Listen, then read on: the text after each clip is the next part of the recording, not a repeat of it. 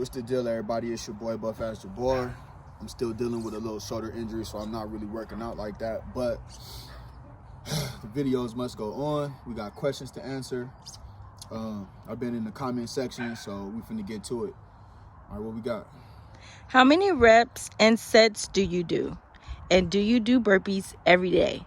No, I don't do burpees every day, and that's because, like when I was in prison, the dominant, I guess, part of your diet is going to be carbs, which is going to cause you to get fluffy. So I did burpees every day in prison to burn off the carbs.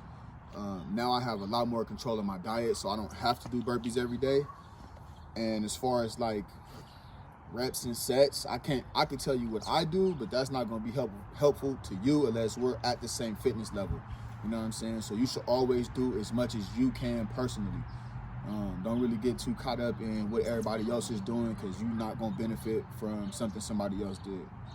So we got. Okay. What do you think about Iron Wolf, David Goggins, and Bully Juice? To be honest, David Goggins, I hope I'm saying his name right. I have no idea who he is. I read the question and then kind of did a little bit of research, and I see him with a lot of motivational videos. And, you know, that's always a good thing if you're motivating and inspiring people, but I haven't seen him work out yet, so I don't have an opinion on him, good or bad. Iron Wolf, I'm kind of briefly aware of who he is, but again, we just two completely different styles of calisthenics. And this is not to say anything bad about anybody, but we're different, right? So his stamina is freaking phenomenal. You know what I mean? I've seen a lot of his videos, and he has, man, he goes hard. But the calisthenics that I do are not for endurance as much as they are for bulking. And it sounds like an oxymoron, but the way that I do my calisthenics, which is kind of unique to the internet right now, it's meant for bulking. And, you know, that was the only thing that I had to do to bulk in prison. You know what I mean? So it's just two different things, you know what I'm saying? But yeah, like I said, I do respect his endurance. And the last person, Bully Juice, if we're talking about the same Bully, bro, he's a legend in calisthenics, bro. So, I mean, you know, there's nothing to be said. Nigga's a legend. All right. How tall are you, and how much do you weigh? Keep getting the same question over and over. I'm 6 feet tall, and I'm not growing or shrinking, so guys, stop asking. My weight does fluctuate, though. Right now, since I haven't been working out, I've lost a lot of weight, and I'm really upset about it. I weighed myself this morning, and I was 208.6, and that 0.6 is important to me right now. I was just about to say that. I'm really mad that I'm losing weight, but, you know, I really got to let my shoulder heal, so. All right. How much rest between sets? If you're not tired, why rest? I say that shit all the time. Don't rest. If you don't have to, then don't do it. If you have to, then rest just barely long enough for you to recover and then get back into what you're doing. I'm not a fan of rest because I don't like having...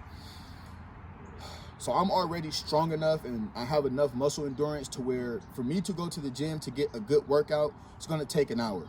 And that's being generous. It's going to take probably about an hour and a half. So to work out for an hour and a half and then throw 20 to 30 minutes worth of cardio on that is really, it's irritating, and I don't have time for that. So I kind of have trained myself to get in there and do an hour of nonstop motion in the gym. I'm always supersetting. If it's back day, then it's going to be a heavy back day, and it'll be a light chest day at the same time. So as soon as I get done with a back workout, I'll go into like push-ups or something, just to kind of keep burning the calories, but also not just to be standing around, you know what I mean? So if you don't got to rest, don't do it. Okay. What do you do for cardio?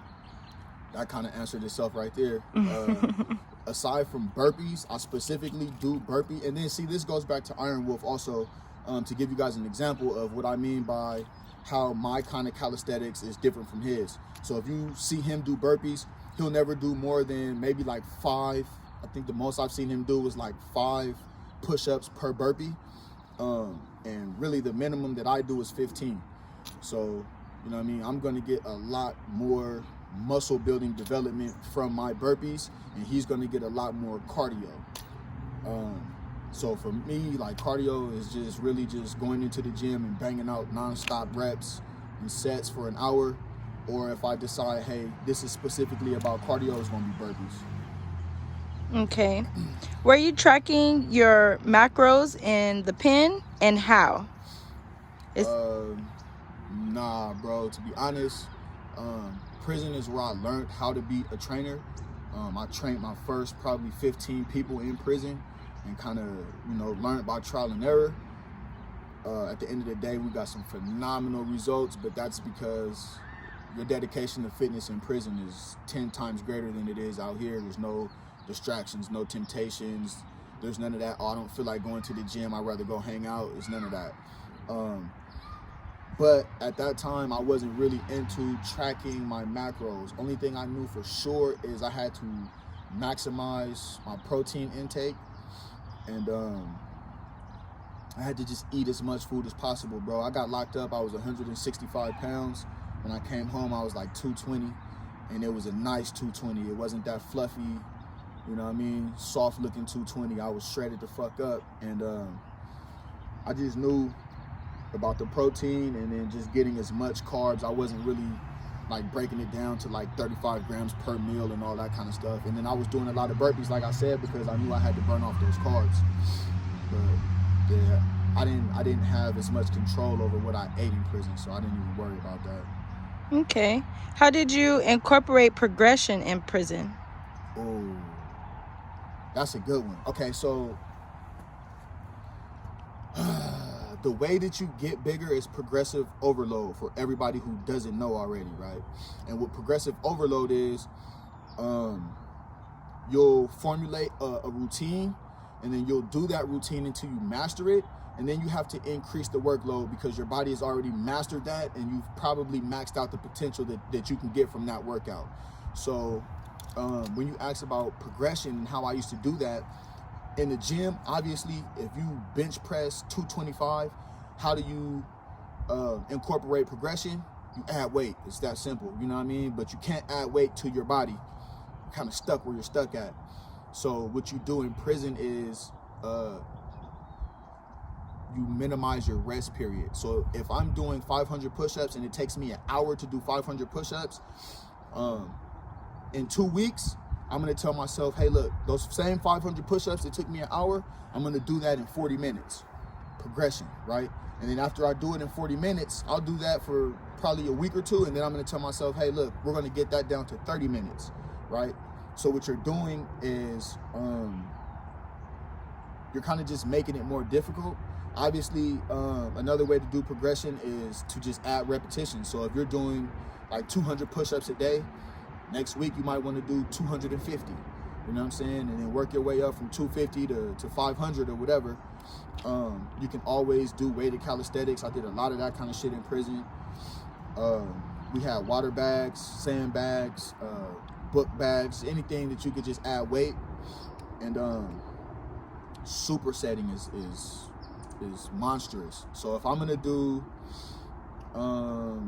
say it's chest day, right? I'm gonna do a max out set of dips.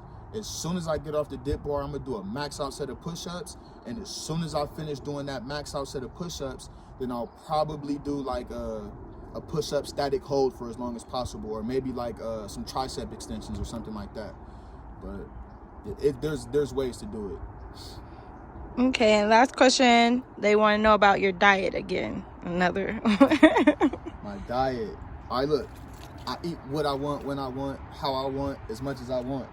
Now, that being said, I'm fortunate enough to not have cravings.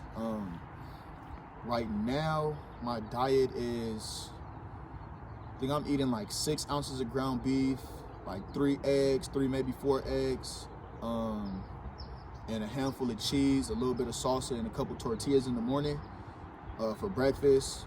A couple hours after that, it'll be a protein shake. In that protein shake will be 2/3 of a cup of oatmeal, a big ass spoon of peanut butter.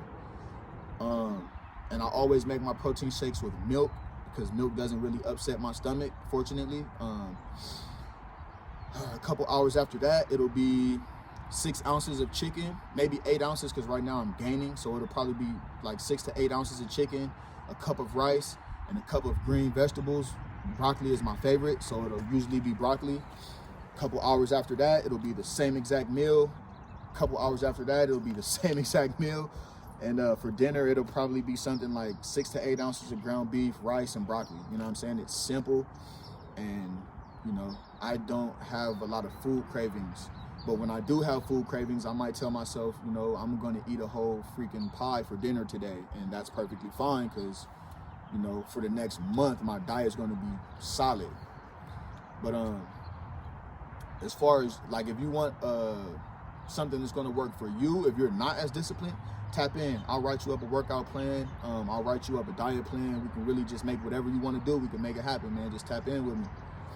That's it.